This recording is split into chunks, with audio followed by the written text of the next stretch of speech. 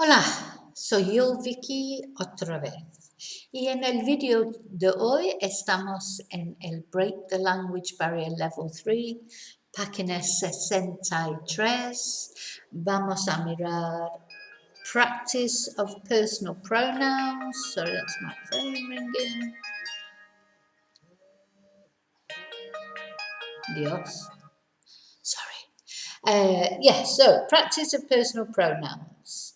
Break the language barrier, level 3, page 63. Vale, ok. So, solo voy a decir en español las respuestas para que tú puedas oír la pronunciación. Ok, número 1. Preguntará el policía la dirección. Se la preguntará, sorry. Número 2. La abuela ha leído un cuento a su nieta. And la abuela se lo ha leído. Oh, tricky. So don't forget, as usual, I'm just doing them as I go. So occasionally I might have to correct what I've said the first time. But I like to be spontaneous. I don't like to prepare things. Número 3.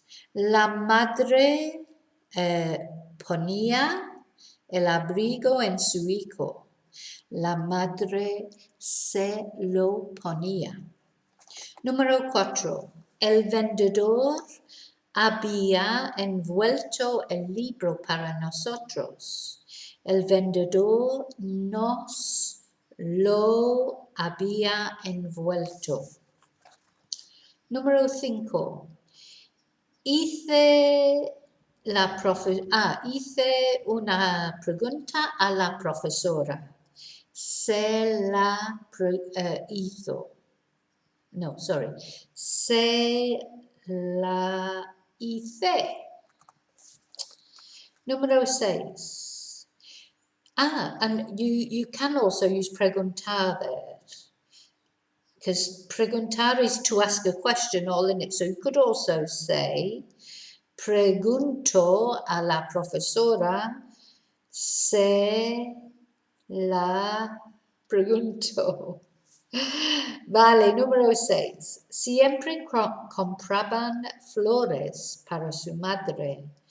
Siempre se las compraban.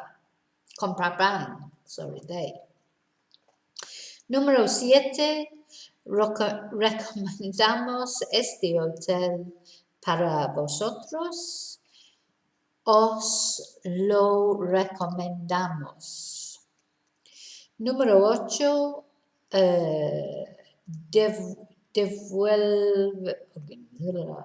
Devolverás el libro a mí mañana.